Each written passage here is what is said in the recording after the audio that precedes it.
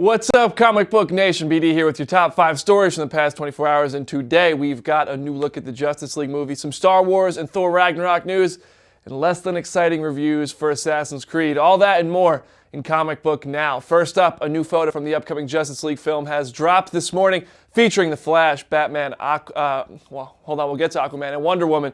This particular photo is from the set I visited earlier this year. It's a gigantic ventilation tower set built specifically for an action sequence, which will see the team take on a nest of parademons.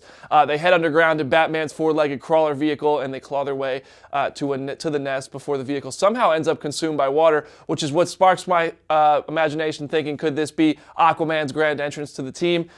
Too soon to tell, but it looks like somebody surprised the group in this photo by showing up and tossing Wonder Woman's shield in front of them. He looks like he's up on that second level. We are less than a year away from Justice League, people. I know the excitement is real. Next up, a Rogue One character is confirmed to return to the Star Wars universe despite expectations after seeing that movie. You know what I'm talking about if you have. Forrest Whitaker will reprise his role as Saw Gerrera. The return will not be in live-action form, though, at least for now, but on Star Wars Rebels, the animated series. Saw Gerrera is the original Rebel. He is the beginning of what would become the Rebel Alliance, said Star Wars Rebel EP Dave Filoni, adding, he's not quite as beat up as you see him in Rogue One. By the way, Saw lost his legs to Darth Vader. Our Lucas Siegel just told me before air, so head to ComicBook.com for more details. The reviews are in for Assassin's Creed, and they're crushing that movie. Critics are calling the video game adaptation starring Michael Fassbender silly and senseless. But in the same review by IndieWire, they say it's the best video game movie ever made. Would you argue that? Variety had nothing nice to say, but despite what their mom told them, they're still saying it, saying the movie doesn't make any sense and reduces the actors to props with a couple of cool visual effects scattered throughout. Overall, the movie is sitting at 19% on Rotten Tomatoes, and at the moment, that's far worse than Warcraft, one of the worst reviewed movies of this year, which managed to earn a 28% approval rating.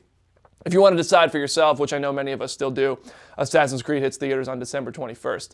With the Alien franchise coming back to the big screen next year, a largely new cast will be stepping into the movie's universe, with only Michael Fassbender confirmed to be returning and rumors of Noomi Rapace returning. Actors such as Catherine Waterston and Danny McBride are stepping in for the first time. But today, another surprise actor has confirmed himself as a part of this cast. While promoting his Why Him film with Bryan Cranston, James Franco admitted he will, in fact, be in Alien Covenant when it hits theaters May 19th, 2017.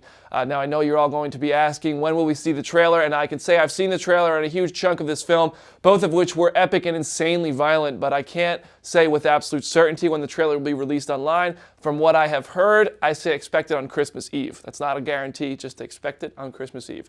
Finally, we're going to close out the day with some exciting news from Thor Ragnarok. The third on Marvel's release schedule right now. It'll be a bit before we start getting a new wave of news and trailers for the film, but director Taika Waititi has spilled some beans already as he revealed Sakaar from the Planet Hulk comics will be featured in the movie.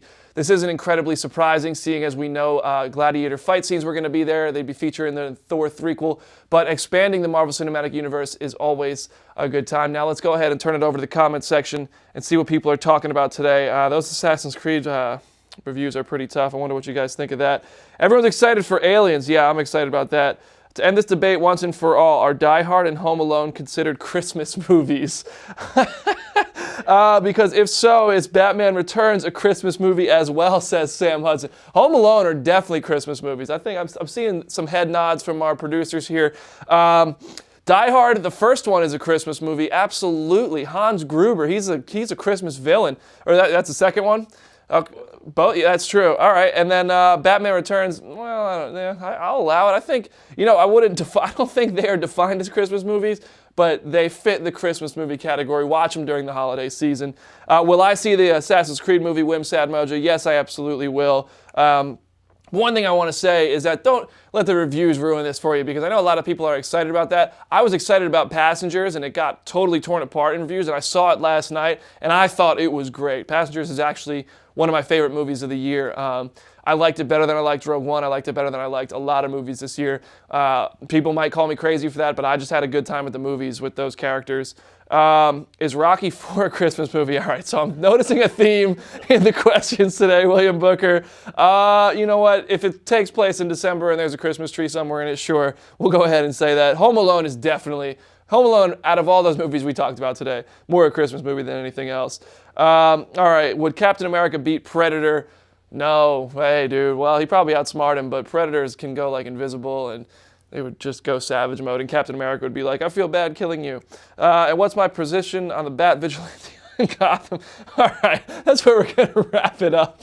I think you either live long enough to see you die a hero, live long enough to see yourself become the villain, whatever. We're going to wrap it up there. I see the comment section is still going by, though, with questions. Feel free to send them my way on Twitter at BrandonDavisBD, and be sure to follow at ComicBook on Twitter and at ComicBook Now on Instagram. Thanks for the fun today, guys. But for details on today's story and more, head to ComicBook.com. I'm Brandon Davis, and I'll see you there.